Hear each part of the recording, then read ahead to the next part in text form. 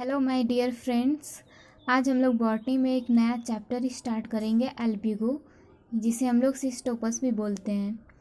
तो जनरली आज हम लोग इसका रिप्रोडक्शन देखेंगे। Reproduction exam point of view से ज़्यादा इंपॉर्टेंट होता है और सिस्टमेटिक पोजीशन एक आध नंबर में पूछ लिया जाता है। तो अब स्टार्ट करते हैं। सबसे पहले स्टार्ट करते हैं सिस्टमेटिक पोजीशन।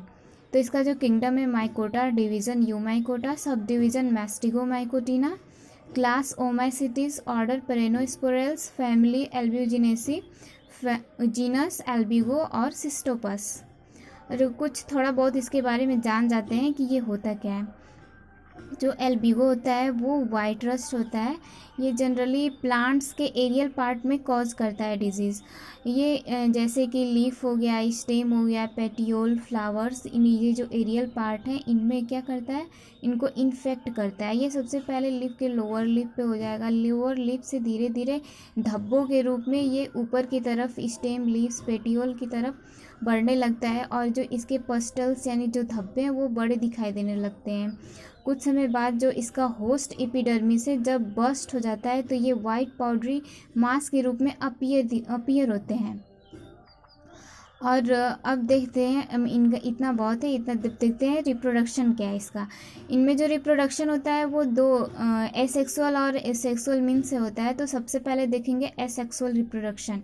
जो एसेक्सुअल रिप्रोडक्शन होता है मल्टीन्यूक्लिएट स्ट्रक्चर यानी कि कोनिडिया से होता है और कोनिडिया स्पोरेंजिया या जो स्पोरेंजिया से होता है। और ये जो कोनिडिया डेवलप होता है या कोनिडियोफोर में डेवलप होता है या स्पोरेंजियोफोर में डेवलप होता है। जो कोनिडियोफोर होता है वो देखते हैं कैसा होता है।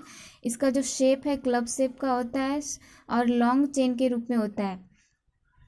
जो कोनिडिया है वो डेवलप करता है बेसिपिटल सक्सेशन में। इसका मतलब कि सबसे पहले जो यंगेस्ट कोनिडिया है वो बेस पे ग्रो करेगा और जो ओल्डेस्ट कोनिडिया है वो टॉप पे ग्रो करेगा।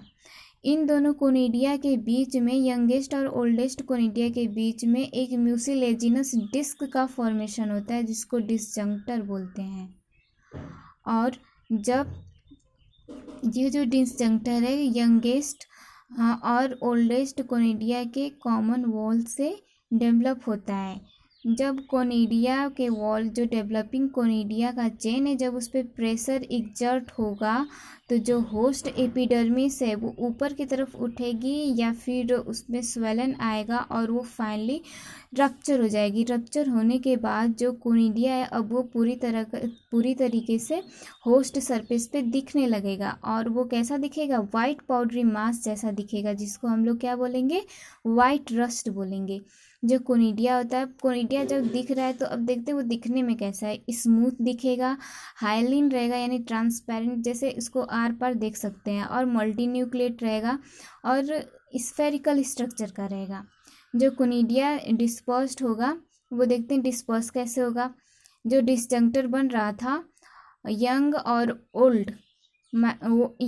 ओल्ड कोनिडिया के बीच में, जो डिसजंक्टर का फॉर्मेशन हो रहा था उनकी वॉल से, जब डिसजंक्टर श्रिंक हो जाएगा यानी सिकुड़ जाएगा या फिर सूख जाएगा, जैसे देखिए आप लोगों को डिसजंक्टर नया वर्ड दिख रहा है, लग रहा है, तो ये देखिए ये बेस पे यंग कोनिडिया हो गया और टिप पे ओल्डेस्ट कोनिडिया हो गया। इन दोनों के बीच में जो कॉमन वॉल है, ये जो दिख रहा है इसको डिसजंक्टर बोलेंगे। इन दोनों के कॉमन वॉल से डिसजंक्टर का फॉर्मेशन हो रहा है। जब ये श्रिंक हो रहा है और जब ड्राई हो जा रहा है तो ये जो कोनिडिया है वो डिस्पर्स हो रहा है।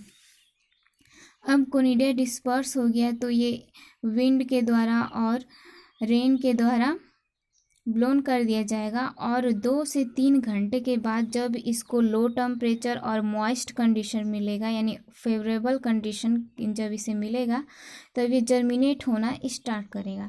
और जो कोनिडिया का मल्टीन्यूक्लिएट प्रोटोप्लास्ट है उसमें क्या होगा, डिवीजन होगा। डिवीजन होने के बाद जब डिवीजन होगा तो कई सारा यूनिन्यूक्लिएट सेगमेंट बनाएगा और ये जो यूनिन्यूक्लिएट सेगमेंट है इसमें मेटामॉर्फोसिस होगा और जिससे मेटामॉर्फोसिस के बाद बाइफ्लैजिलेट जू स्पोर बनाएगा।